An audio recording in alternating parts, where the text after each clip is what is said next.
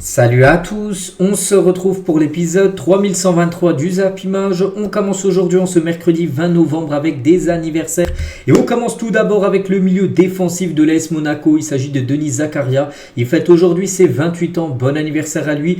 Et également l'avant-centre allemand Youssoufa Moukoko, l'attaquant de Nice. Il fête aujourd'hui ses 20 ans, cet ancien joueur de Dortmund.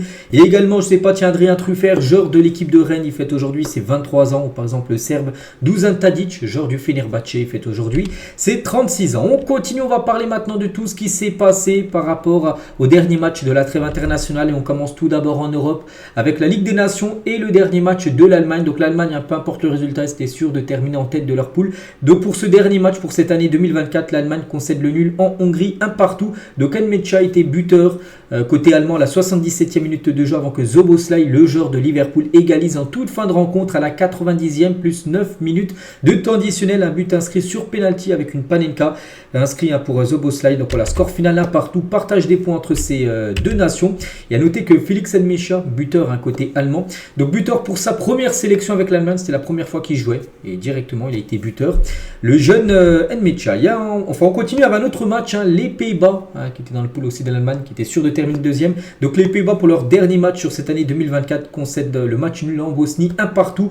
Donc Demirovic, buteur côté bosnien, et un but de Brobbey côté néerlandais. On peut voir les statistiques de la partie. Il y avait également la Suède de Viktor Gyökeres qui joue contre l'Azerbaïdjan. Donc 6-0 pour la Suède.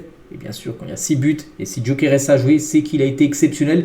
Il a marqué 4 buts, un quadruplé. Les gars, c'est fou. Tous les week-ends, on parle de ce joueur, et il continue vraiment à marquer autant, 4 buts sur les 6. Donc félicitations à lui. Donc à noter que Kulusevski et aussi Kulusevski doublé. Voilà, Kulusevski doublé et quadruplé de Viktor Gyökeres. Donc 34 tirs, 14 tirs cadrés pour la Suède et 6 buts marqués, un match à sens unique. Ça a été très compliqué pour l'équipe de l'Azerbaïdjan. Puis on va parler bien sûr de ce joueur. Son point faible, c'est tout simplement qu'il est trop fort. Il a bien sûr été élu homme du match. Il a bien évidemment amener le ballon, porter le ballon chez lui, parce qu'à partir d'un triplé, tu peux ramener le ballon. Bon là, il a marqué un quadruplé. Donc que dire sur ce joueur? Donc cette saison, c'est quand même 24 matchs disputés pour 32 buts. Je ne sais pas si vous vous rendez compte, 32 buts inscrits en 24 matchs, et tu peux même rajouter 7 passes décisives. Donc c'est simple, il a inscrit 23 buts avec le Sporting, 9 buts avec la Suède, ce qui fait 32 buts actuellement en 24 matchs. Donc voilà, 32 buts inscrits en club et sélection. Donc 12 buts comme sur ces 5 derniers matchs avec la Suède et avec le Sporting. Qu'est-ce que tu veux dire? Pour moi actuellement c'est le meilleur neuf au monde devant Erling Haaland. Il est exceptionnel, ce joueur suédois. Et Viktor Gyökeres actuellement, si on regarde en Europe les meilleurs buteurs en club et sélection, c'est lui qui est loin devant. Donc Gyökeres, j'ai dit 32 buts, il a quand même 10 buts d'avance sur Erling Haaland qui a 22 buts avec la Norvège et avec City. Après il y a Lewandowski 20 buts, Harry Kane 20 buts. C'est vrai que les grands numéros 9 cette saison sont très prolifiques. Regardez, ces 4 joueurs, ils sont déjà à plus de 20 buts, et surtout Gyökeres qui a déjà inscrit 32 en 24 matchs. C'est tout simplement exceptionnel. Et sur cette année 2024, depuis janvier, Gyökeres a joué en tout 54 matchs avec la Suède et le Sporting pour 58 buts marqués. Donc il reste encore pas mal de matchs à jouer. Il reste tous les matchs. Bon là, il ne jouera plus avec la Suède vu que la trêve est finie, mais il lui reste encore pas mal, 5-6 matchs avec le Sporting avant la fin d'année. Donc actuellement, il a déjà 58 buts. Il dépasse déjà Cristiano Ronaldo qui était le meilleur buteur de l'année 2023 où il avait inscrit 54 buts, Ronaldo. Donc là déjà, il est à 58. Donc il devance aussi Mbappé en 2022 qui a été terminé meilleur buteur de l'année 2022 avec 56 buts. Donc là, je te répète, il est déjà 58 buts. Et comme j'ai dit, il reste encore 6 matchs à jouer avec le Sporting. Donc voilà, bon après, il sera très loin bien sûr de Messi avec ses 91 buts en 2012. Mais voilà, pour montrer, peut-être qu'il va remarquer 10. Ça se peut qu'il marque encore 10 sur les 6 derniers matchs. Donc je pense qu'il peut arriver peut-être aux 70 buts. 70 buts, les gars, ce serait exceptionnel. Ce serait le deuxième meilleur buteur de l'histoire sur l'année civile. Voilà, parce qu'après, il y a Ronaldo qui en a inscrit 69. Mais il y a des chances qu'il atteigne les 70 buts. Il lui en reste 12 à marquer. Il peut le faire, on sait. Viktor Gyökeres, s'il marque des quadruplés, bien sûr, ça peut aller très très vite. Donc on parle beaucoup de Viktor Gyökeres. N'oubliez pas que cette équipe suédoise, il y a quand même une sacrée qualité en attaque avec Viktor Gyökeres qui a 26 ans. Alexander Isak, qui est buteur, enfin 25 ans. Kulusevski qui a inscrit un doublé hier, il a 24 ans. Et aussi Elanga Bergvall qui a 18 ans. Donc voilà, la Suède, les gars, pour le futur, c'est quand même très costaud en attaque.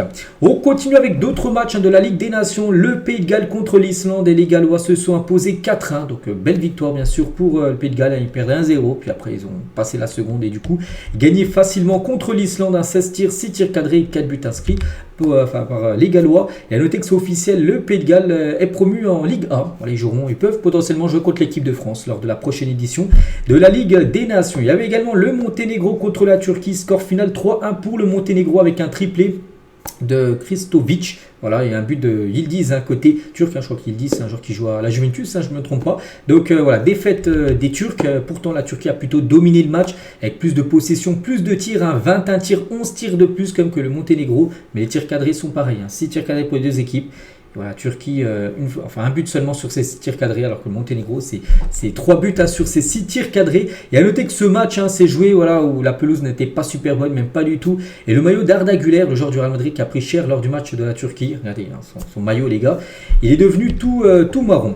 Et ça, qu'Arda Güler, un joueur qui joue beaucoup en sélection, c'est un titulaire indiscutable. On sait que du côté du Real, c'est beaucoup plus compliqué. Regardez le temps de jeu, donc là, c'est depuis qu'il a rejoint le Real, depuis juillet 2023, depuis plus d'un an et 5 mois à peu près, et il a joué 744 minutes avec le Real depuis 1 an et 5 mois, et avec la Turquie depuis 1 an aussi, mais bon, avec la Turquie, il a potentiellement moins de matchs à jouer, mais il a joué beaucoup plus en termes de minutes jouées.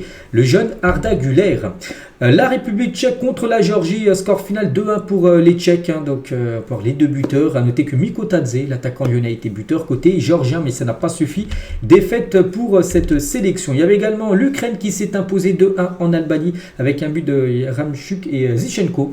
Le défenseur a été buteur lors de cette partie. Sinon, tous les autres résultats, il y a qui j'ai pas parlé, peut-être Malte-Andorre où ça s'est fini à 0-0, ou la Slovaquie où Skriniar n'était pas là, il était suspendu pour le match, s'est imposé 1-0 contre l'Estonie. Je crois que sinon j'ai parlé de tous les autres rencontres, des derniers matchs sur la zone Europe de la Ligue des Nations, enfin les derniers matchs sur cette année 2024, et on peut dire officiellement que la Ligue des Nations est terminée. Voilà, ça s'est joué sur les 3 derniers rassemblements, 2 matchs en septembre, 2 matchs au mois d'octobre et 2 matchs au mois de novembre. Donc voilà, les 6 matchs ont été joués. Du coup, on connaît tous les classements. Donc tout d'abord en Liga, les plus grosses équipes. Donc dans le groupe 1, donc c'est le Portugal bien sûr qui finit en tête avec 14 points devant la Croatie, l'Écosse, Pologne. Donc le Portugal bien sûr qualifié avec la Croatie. L'Écosse, je crois qu'ils joueront un match de barrage, et la Pologne descend en Ligue B. On peut voir la France bien sûr où c'était le plus serré, le groupe le plus serré, où la France et l'Italie au même nombre de points, mais la France est une meilleure différence de but. Donc la France première, l'Italie deuxième. Donc la Belgique jouera un match de barrage pour rester en Ligue A, et Israël descend en Ligue B. Donc Allemagne, Pays-Bas qualifié, Hongrie match de barrage, Bosnie ça descend, et Espagne, Danemark qualifié pour les quarts de finale. Je vous parle bien sûr de la Ligue des Nations. Serbie jouera un match de barrage, et la Suisse jouera en Ligue B lors de la prochaine édition. En Ligue B, donc qui monte à donc la République tchèque, l'Angleterre, Pays de Galles et la Norvège. Ces 4 équipes-là montent l'année prochaine, lors de la prochaine édition. Voilà, en Ligue 1, en gros, il y a les plus grosses équipes. Et après, il y aura des matchs de barrage avec l'Ukraine, avec la Grèce, Turquie, Autriche, contre les troisièmes, Hongrie, Écosse, Belgique et Serbie, qui joueront contre les deuxièmes de ces groupes-là. Vous avez compris. En Ligue C, ça donne quoi les classements? Donc la Suède de Victor Gyökeres, sur 18 points, ils en ont pris 16. Donc ils montent bien sûr en Ligue B lors de la prochaine édition. Donc là, c'est à peu près le même système. Tous les premiers, Roumanie, Macédoine, Irlande du Nord, montent en Ligue B. Les derniers, Azerbaïdjan, Lituanie, Lettonie et Luxembourg, descendent en Ligue D. Et voilà. Après, les troisièmes, ça bouge pas. Ils restent comment dire, en Ligue C. Et dans la Ligue D, donc il y a 2 poules. Donc le groupe 1 où Saint-Marin est promu en Ligue C. Donc félicitations à eux. Plus petite nation, au foot, bien sûr. Et la Moldavie aussi monte en Ligue C. Donc Andorre, Liechtenstein, tout ça, ça reste en Ligue D. De toute façon, il n'y a pas de ligue en dessous. Voilà, c'est la ligue la plus petite. Donc voilà, par rapport à toute cette Ligue des Nations, c'est que la Ligue des Nations, ça existe quand même depuis 4-5 ans. Je trouve quand même que c'est une réussite. Voilà, bon, ça vaut pas l'Euro ni la Coupe du Monde, mais je trouve c'est mieux bien sûr de mettre comme ça des matchs officiels qu'avant, les gars, quand c'était des périodes là comme ça, septembre, octobre, novembre, c'est des matchs amicaux. Par exemple, c'est des France-Roumanie, voilà, ce genre de match où il n'y avait pas trop de... il n'y a pas trop d'enjeux, que là il y a quand même un petit peu d'enjeux avec cette Ligue des Nations. Donc voilà pourquoi elle a été créée, cette compète que je trouve plutôt pas mal. Donc voilà, prochaine édition, donc ça sera l'année prochaine bien sûr. Donc voilà. Et concernant le meilleur buteur de la Ligue des Nations, toutes ligues confondues, c'est lui, c'est Victor Gyökeres bien sûr, qui termine meilleur buteur et meilleur passeur, c'est fou, il fait coup double de la Ligue des Nations, donc il finit avec 9 buts en 6 matchs, voilà, donc 9 buts, il devance Erling Haaland avec 7 buts, et classement des meilleurs passeurs, donc il finit en tête avec 4 passes D devant Musiala et ses 3 passes décisives, le joueur de l'Allemagne. Voilà, donc toute ligue confondue, que ce soit Liga, Ligue B, CD, peu importe. Donc voilà, c'est Gyökeres qui fait le coup double. On continue, on va parler rapidement aussi de l'équipe de France Espoir qui joue un match amical hier contre l'Allemagne, score final de partout. Ils perdaient 2-0 et les Bleus obtiennent finalement le nul grâce au but de Matistel et Chuana. Donc voilà, donc Beyer et c'est qui Beyer doublé, un côté allemand, avant que Matistel, l'attaquant du Bayern, donne voilà, sur penalty 63e. Et en toute fin de match, 93e minute de jeu, donc Chuana, voilà, il a inscrit le but égalisateur. Donc vous avez fait la même chose il y a quelques jours, ils ont joué 2 matchs. 2 fois ils ont fait 2-2. Contre l'Italie il y a quelques jours pareil, ils perdaient 2-0, ils sont revenus à 2-2. Hier ça a été exactement la même chose contre l'Allemagne. On quitte l'Europe, direction le continent africain. Là aussi il y a beaucoup de matchs. C'était les dernières rencontres, des matchs pour se qualifier pour la future CAN. Donc on commence avec les champions d'Afrique en titre. Bien sûr la Côte d'Ivoire qui joue son dernier match sur cette année qui a été une réussite pour eux. Ils ont gagné bien sûr la Coupe d'Afrique des Nations. Ils sont qualifiés pour la prochaine édition, pour cette dernière. Ils se sont imposés 4-0 face au Tchad. Donc félicitations à eux. Donc Adingra ou même Bayo ont été buteurs lors de cette rencontre. Dominé à 21 tirs, 11 tirs cadrés et 4 buts marqués pour la Côte d'Ivoire. Le Mali aussi, festival de buts, 6-0 pour le Mali face à Estonie. Donc voilà, ils se qualifient aussi, bien sûr. Les Maliens étaient déjà qualifiés, bien évidemment, avant cette rencontre. 25 tirs, 13 tirs cadrés et 6 buts marqués. La RDC s'incline face à l'Éthiopie. Ils ont déjà perdu lors du dernier match. La RDC, c'est que les 2 derniers matchs, là c'est très, ils ont perdu les 2 matchs. Après, c'était déjà qualifié depuis le mois d'octobre. Mais bon, ils sont un peu en roue libre. Bon, la qualif est là. C'est bien ça le plus important. Donc, défaite bien sûr de la RDC pour son dernier match sur cette année 2024. Le Sénégal, donc eux, se sont imposés 2-0 contre le Burundi. Donc c'est simple, 5 victoires, 1 nul lors des 6 matchs pour le Sénégal qui est bien évidemment qualifié. Habib Diarra, auteur d'un doublé, donc 16 points pris sur 18 possibles pour le Sénégal, 25 tirs, 11 tirs cadrés. Il y a eu 9 arrêts quand même du gardien de Burundi, sinon le score aurait pu être beaucoup plus lourd. Et ça 4 matchs, 4 victoires, 4 clean sheets pour Pape Thiaw, c'est lui qui a remplacé Aliou Cissé, l'ancien sélectionneur, on sait du Sénégal qui avait été viré ou je ne sais plus, son contrat n'avait pas été reconduit après la trêve du mois de septembre. Donc il était là pour la trêve du mois d'octobre et mois de novembre, donc 4 matchs. 4 victoires et 4 victoires en prenant aucun but. Donc félicitations, donc le Sénégal est prêt bien sûr pour la Coupe d'Afrique des Nations. Et à noter que le Sénégal est sur une série de 18 matchs, actuellement sans défaite, c'est pas mal, c'est même très bien. Et la seule nation africaine n'ayant pas perdu en 2024, sinon toutes les autres équipes, même la Côte d'Ivoire, le Maroc, tout ça, elles ont tout au moins perdu un match sur l'année 2024. Il y a seulement le Sénégal qui a perdu 0 match. Le Cameroun contre le Zimbabwe. Le Cameroun s'est imposé 2-1 lors de cette rencontre avec un but de Nkoundou et un but de Vincent Aboubakar, l'éternel Aboubakar, encore buteur. Et Aboubakar, on peut voir là les stats, comme souvent je vous les montre, pour voir qui a plus dominé par rapport à l'autre. Et Aboubakar, donc buteur, son 46e but quand même avec le Cameroun, qu'il n'est plus qu'à 10 buts du record de Samuel Eto'o, qui est le meilleur buteur de l'histoire du Cameroun. Eto'o avec 56 buts, il a 46 Aboubakar. Donc on se dit, s'il reste encore quelques temps du côté de la sélection camerounaise, il pourrait bien sûr c'est de s'approcher ou même dépasser, pourquoi pas, le record de Samuel Eto'o. On va parler de la Tanzanie qui s'impose face à la Guinée, se qualifie pour la CAN 2025. Félicitations à la Tanzanie.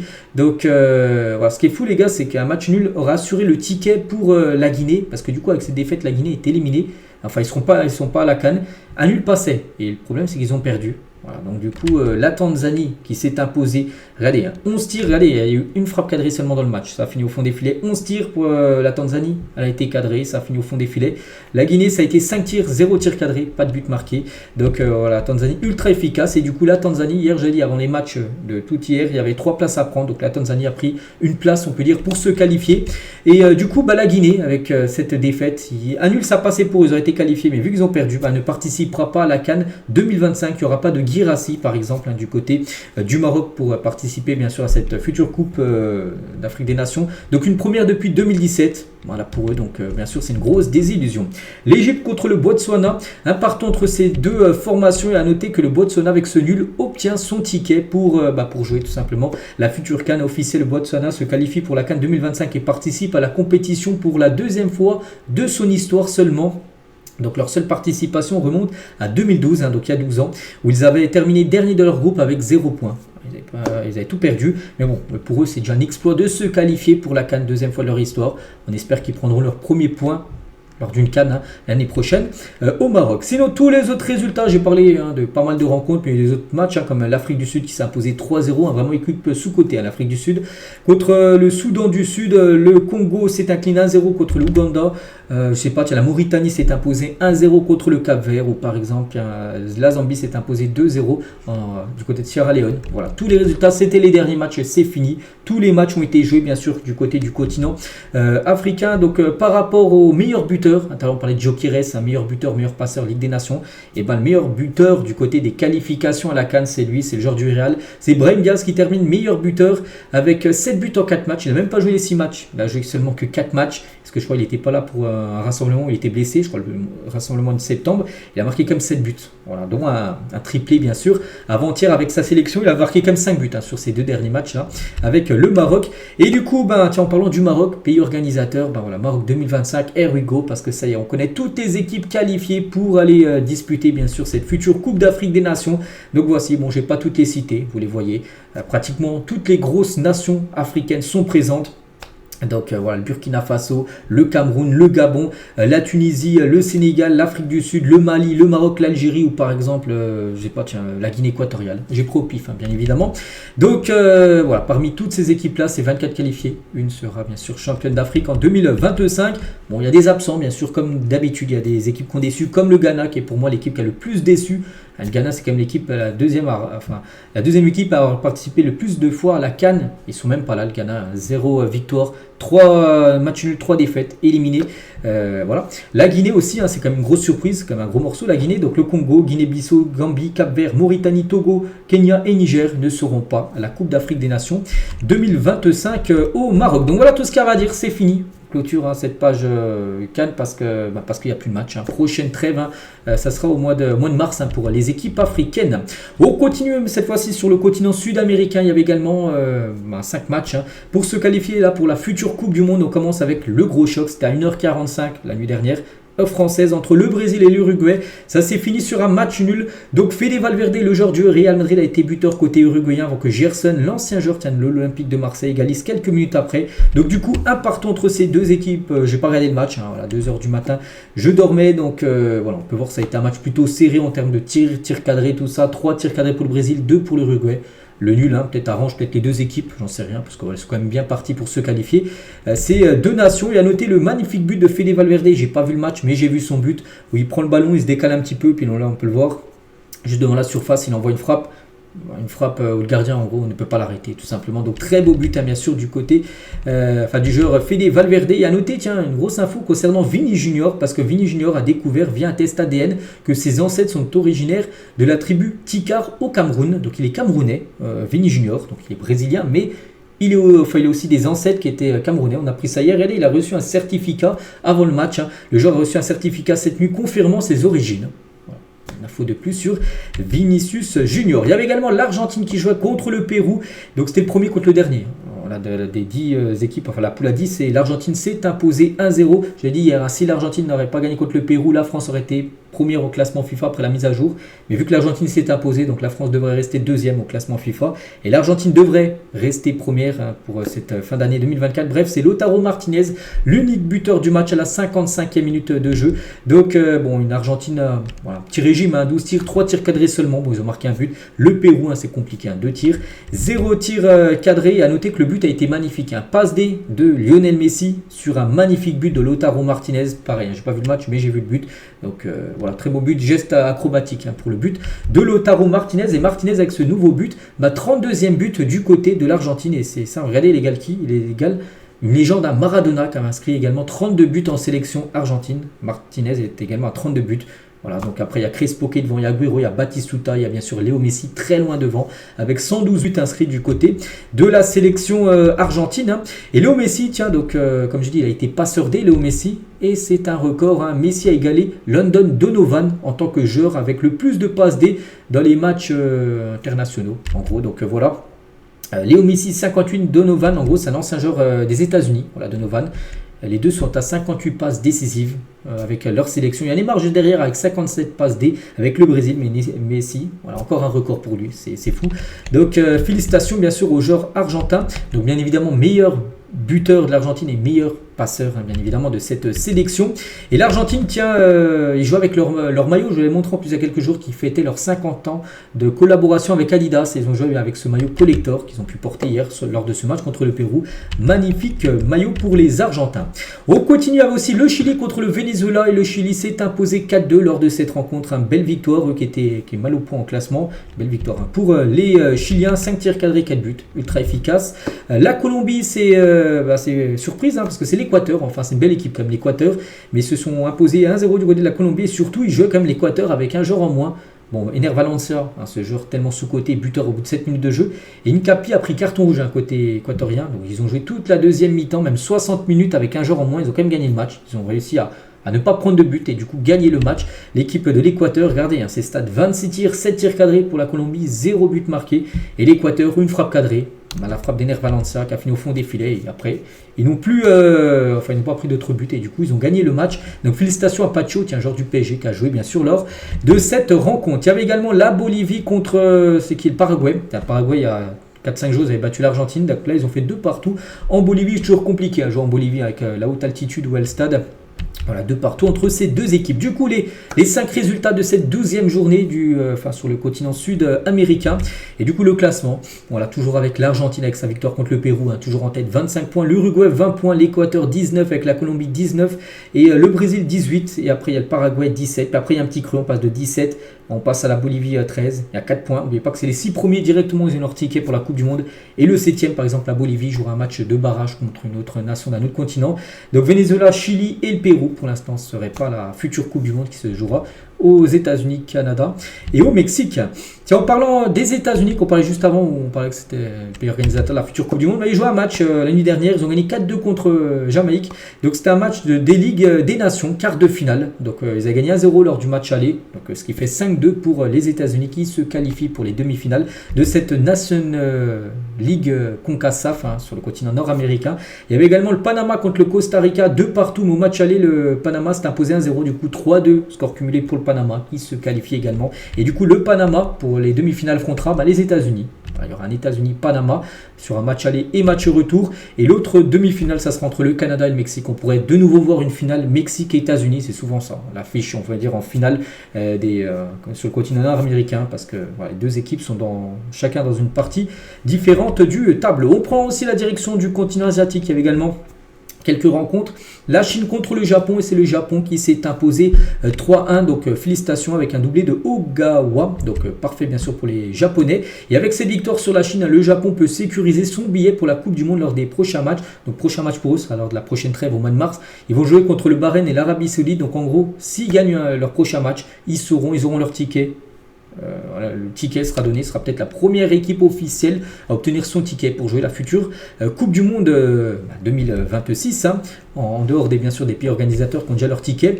Donc voici les stats bien sûr pour le Japon. On sait que c'est une très belle équipe, on les voit à chaque mondial. Ils avaient quand même gêné l'Espagne, ils avaient fini devant l'Espagne et l'Allemagne lors de la dernière Coupe du Monde. On sait que c'est une très belle nation et c'est vrai que là sur les éliminatoires du côté asiatique, c'est 9 victoires, 1 nul, 36 buts inscrits pour seulement 2 petits buts concédés, une moyenne de 4 buts par match. Ils sont là pour abattre l'ennemi. Nation à suivre bien sûr en 2026 comme d'habitude, une équipe tellement sous-cotée les Japonais. Il y avait également l'Indonésie qui s'est imposée contre l'Arabie Saoudite avec le nouveau sélectionneur Hervé Renard, l'ancien sélectionneur de l'équipe de France féminine. Il est le coach maintenant de l'équipe saoudienne. Mais ils ont perdu 2-0 contre cette belle équipe de l'Indonésie qui est très bien classée, les gars, pour les voir peut-être à l'heure de la future Coupe du Monde. Ce sera énorme pour eux.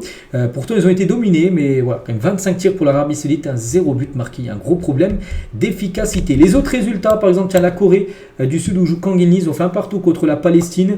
L'Australie a fait 2 partout contre le Bahreïn. Donc voilà tous les matchs sur le continent asiatique et par rapport au classement. Donc les 2 premiers sont qualifiés directement, puis après il y aura un système de barrage. Donc pour l'instant le Japon avec 16 points. 16 points, après les autres elles ont 6 points. Regardez, on passe de 16 à 6 points, 6 points, 6 points. Donc le Japon, j'ai dit, un prochain match, s'ils gagnent contre le Bahreïn, qui est actuellement dernier de leur poule, et ils seront qualifiés tout simplement pour cette future...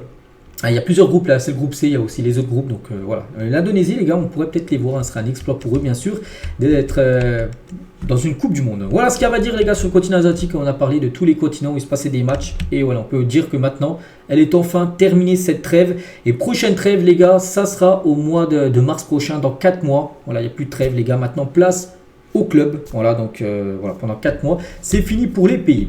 Et tiens, on revient par rapport à une date importante, c'était il y a 2 ans jour pour jour, c'était le 20 novembre 2022, commençait la Coupe du Monde 2022. Voilà, c'était, on se souvient, en hiver, hein, parce qu'il faisait trop chaud en été, ça se déroule au Qatar. Donc c'était il y a 2 ans jour pour jour, c'était un 20 novembre, où c'était le match organisateur, je crois que c'était entre le Qatar et l'Équateur, si je ne me trompe pas, si ma mémoire est bonne.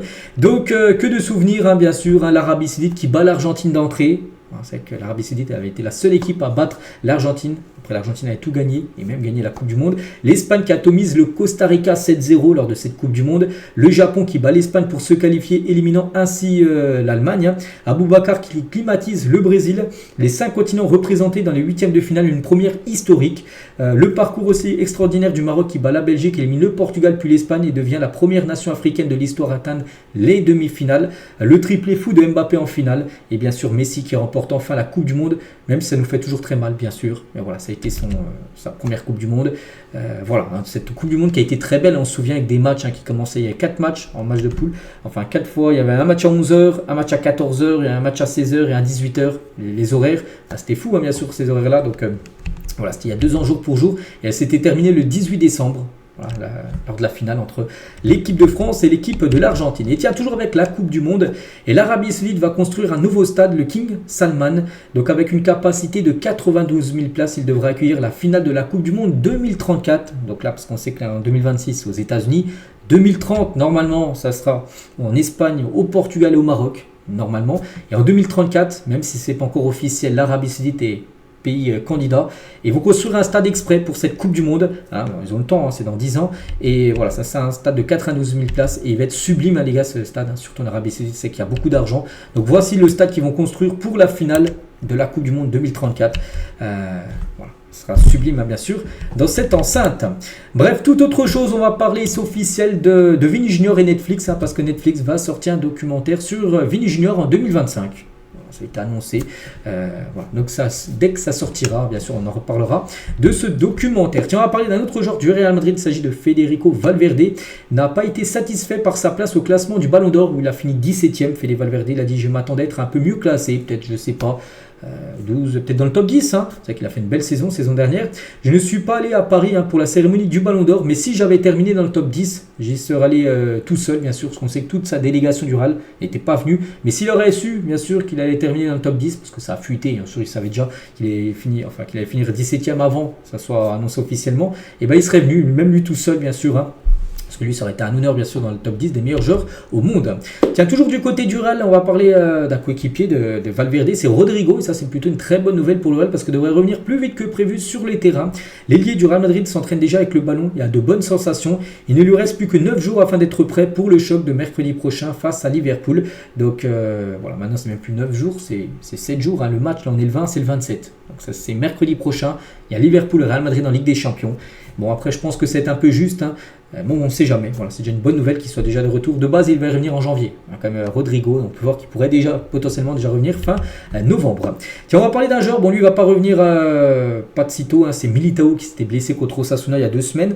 Et Militao a été opéré. C'était hier matin. Il est passé sur opération. Hein, donc, tout s'est bien passé. Il s'est fait opérer des ligaments croisés au genou droit. Donc, voilà, maintenant, rétablissement, bien sûr, pour Militao qui devrait revenir normalement début de saison prochaine.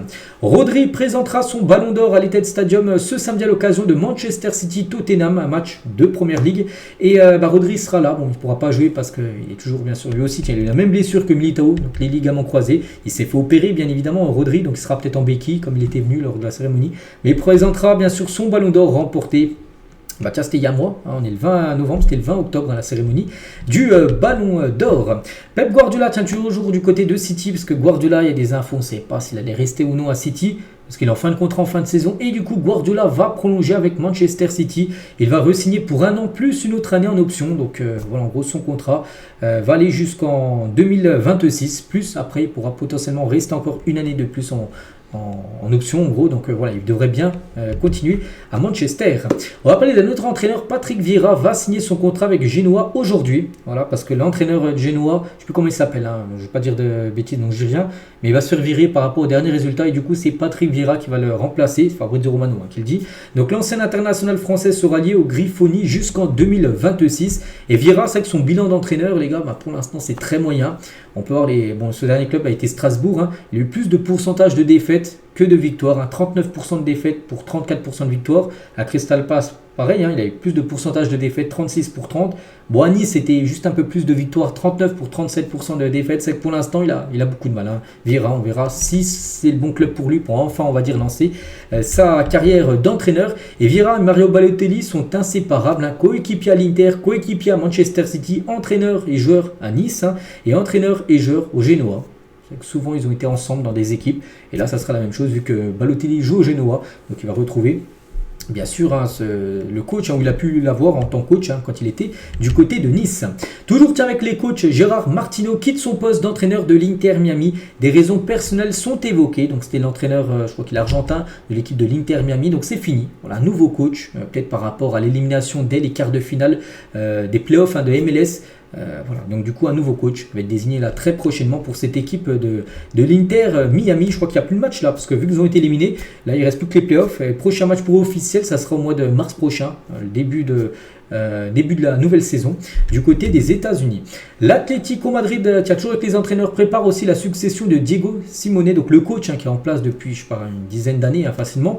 Donc il y a bien un moment où il va partir et l'Atlético pense à Torres et Torres même rêve de ce poste, hein, actuellement à la réserve, hein, donc il est coach de l'Atlético Madrid B, Fernando Torres. L'ancien attaquant a refusé une offre concrète de la Corogne il y a quelques jours, voilà, parce que lui veut rester là pour après être le remplaçant de Diego Simeone en tant que coach numéro 1 de l'Atlético. Toujours avec les coachs concernant Xabi Alonso, décidera de son avenir en mars prochain. Voilà, c'est Félix Diaz, un journaliste espagnol qui a dit ça, et il devrait bien quitter Leverkusen. On annonce beaucoup du côté du Real Madrid pour remplacer Carlo Ancelotti. Toujours avec les entraîneurs, cette fois-ci c'est le sélectionneur de la Tunisie qui tacle la fédération algérienne. Il a dit: vous croyez que l'Algérie fait venir des joueurs binationaux comme Amin Gouiri gratuitement? La réponse est non. Ils mettent le paquet pour s'offrir des joueurs ayant la double nationalité. J'ai entendu des choses vous ne pouvez même pas imaginer. Voilà, en gros, il dit que la fédération algérienne de football a payé Amin Gouiri pour qu'il choisisse de représenter l'Algérie plutôt que la France. Voilà, par rapport aux joueurs binationaux. Enfin, c'est ce qu'il dit, hein, le sélectionneur de la Tunisie. Je ne sais pas c'est quoi ses sources, mais il l'a dit en conférence de presse, c'était hier ou avant-hier. Buffon sur le joueur qui l'a le plus impressionné dans sa carrière. Il a dit: j'ai joué contre 3 générations, donc Zidane, Ronaldo, Messi, Cristiano, Iniesta, tout ça. Il a dit: si je devais en choisir un, le joueur qui l'a le plus impressionné, c'est Neymar. Pour le joueur et le garçon qu'il est, il aurait dû remporter 5 ballons d'or. Neymar, le problème c'est qu'il en a remporté 0. Parce que Neymar, on connaît tous bien sûr sa carrière, avec des choix des fois un peu bizarres et surtout les blessures qu'on gâché, on va dire, sa carrière. Hein. Et le Brésilien est à la fois un crack de notre sport parce qu'il a quand même fait des choses de fou dans sa carrière et un bide, hein, compte tenu de ce qu'il aurait pu vraiment faire. Parce qu'on se dit quand même que c'est le verre à moitié plein quand même, Neymar. Hein, vu le talent qu'il a, on se dit qu'il aurait pu vraiment tout casser. Bon, il y a des périodes où il a tout cassé, mais il y a plein de périodes où on attendait beaucoup plus, bien sûr, de lui. Hein. Et c'est vrai que c'est le joueur qui a plus impressionné Buffon. Hein. Pourtant, Buffon, les gars, il a une grande carrière. Il a côtoyé beaucoup de grands joueurs. Hein. Et c'est lui, quand même, le joueur qui l'a plus impressionné. Pareil pour Hugo Ekitike, qui révèle les joueurs qui l'ont inspiré. J'aimais beaucoup le style de jeu de Paul Pogba. Et à part lui, il y a toujours aussi Neymar. Hein. C'est mon joueur préféré. Je me suis toujours inspiré de lui, de Neymar. Voilà, qu'il a pu côtoyer au Paris Saint-Germain il y a quelques années. Tiens, toujours avec le Paris Saint-Germain, on va parler d'Enzo Mio. Donne sa préférence au PSG en cas de départ. L'International Esport dispose cet été d'une clause libératoire de 18 à 20 millions d'euros. Donc il joue à Stuttgart. Il affrontera le Paris Saint-Germain en janvier prochain parce qu'il y aura le dernier match, le 8e et dernier match du PSG. Ça sera à Stuttgart. Paris Saint-Germain en Allemagne, voilà, en phase de poule. Hein. Donc voilà, son rêve, il a dit que lui, son club de cœur, c'est le PSG. Si le PSG passe à l'action, il serait très content d'aller jouer au Paris Saint-Germain. On peut voir combien il coûterait. Lyon a fixé le prix de Ryan Cherki pour démarrer les négociations entre 30 à 35 millions d'euros parce qu'on sait que Lyon doit vendre des joueurs, ils doivent récupérer de l'argent. Parce On sait que d'après la DNCG, ils peuvent être rétrogradés en Ligue 2 à titre conservatoire. C'est pour ça qu'ils doivent récupérer de l'argent. Et c'est pour ça que Cherki, le joueur peut-être qui coûte le plus cher à Lyon actuellement. Donc voilà, c'est minimum 30 millions d'euros qu'espère l'équipe de Lyon. J'ai vu que Liverpool sera intéressé par Ryan Cherki. Qui, en parlant toujours de Liverpool, va recruter aussi Marcus Thuram, l'attaquant de l'Inter. Le coach des Reds, Arne Slot, est fan du jeu produit par l'attaquant français, souhaite l'avoir dans son effectif. La clause libératoire de l'avancement de l'Inter s'élève à 85 millions d'euros sec avec l'Inter, les gars. C'est un top buteur, il met but après match après match. En équipe de France, c'est un désastre total. Sur les 28 sélections, il a marqué seulement 2 buts. C'est qu'il y a Marcus Thuram en sélection et à l'Inter. C'est le jour et la nuit. Le Bayern Munich souhaite construire l'équipe autour de Musiala et de Kimmich. Donc Musiala qui a un contrat encore longtemps. En plus, il pourrait potentiellement prolonger encore. Et Kimmich est en fin de contrat en fin de saison, mais il pourrait potentiellement prolonger. Et du coup, le Bayern souhaite construire une nouvelle équipe. Amener des joueurs en fonction bien sûr des deux là, les deux milieux de terrain. Manchester United veut recruter Giovanni Quenda, donc on parle beaucoup de Gyökeres au Sporting, mais ce joueur, les gars, il est aussi exceptionnel. Donc Ruben Amorim, on connaît très bien le joueur, donc il apprécie beaucoup et son souhait le plus cher serait de le faire venir la pépite qu'il a lancé au Sporting. C'est lui, c'est Ruben Amorim qui l'a lancé au Sporting. Donc la clause libératoire de l'ailier âgé de 17 ans de 100 millions d'euros. Donc voilà, Manchester, après ils ont l'argent, bien sûr Manchester. Et Manchester, ils veulent faire venir ce joueur-là, enfin surtout Ruben Amorim, mais il y aura aussi pas mal de départs, des joueurs que Ruben Amorim ne compte pas. Voici les 7 joueurs qui devraient quitter Manchester United à la fin de la saison. Harry Maguire, Evans, Lindelof, Eriksen, Casemiro, Malacia et Anthony. C'est des joueurs en gros que Ruben Amorim ne veut pas dans son effectif. Donc tous ces joueurs devraient partir. Le Borussia Dortmund surveille Bellingham, Job Bellingham, pas Jude. Donc après Jude, c'est Job Bellingham, son petit frère qui pourrait rejoindre Dortmund. Le club est en contact régulier avec sa famille. Le dossier n'est actuellement pas à un stade avancé, mais son évolution est surveillée. Son prix est estimé à 25 millions d'euros. En gros, ils aimeraient faire le même coup qu'ils ont fait avec Jude. Il avait acheté peu cher à l'époque à Birmingham, puis après ils l'ont revendu plus de 100 millions d'euros au Real. Et ils aimeraient faire la même chose. Il joue à Sunderland en deuxième division. Dortmund pourrait l'acheter 25, enfin son prix c'est 25. Et voilà, en gros, il pourrait faire la même chose que ce qu'ils ont fait avec son grand frère Jude Bellingham. Et on finit les gars cet épisode. Donc hier j'avais parlé de Saint-Pauli et Werder de Brême qui avaient quitté le compte X. Et après les clubs, certains médias annoncent maintenant aussi quitter X. Tas de désinformation et de harcèlement. Ceux qui se voient reprocher un manque de modération, c'est Ouest France. Donc c'est un journal en gros. Annonce ainsi quitte le réseau social et écrit. Voilà, ils ont écrit tout ça. Donc voilà, maintenant il y a des clubs de foot et même maintenant des journaux en gros qui quittent, on peut dire, X par rapport, voilà, que c'est une plateforme de désinformation. Twitter. Donc voilà les gars, tout ce qu'il y avait à dire aujourd'hui. J'espère que ça vous a plu. On se retrouve nous demain, bien sûr, demain jeudi. Et voilà, on ne parlera plus de trêve vu que c'est fini. On commencera à parler du gros programme parce que là ce week-end il y a un gros programme foot. Par exemple, le PSG joue déjà après-demain, les gars, on est mercredi. Le Paris Saint-Germain joue vendredi contre Toulouse. Allez, je vous souhaite une très bonne journée et à demain.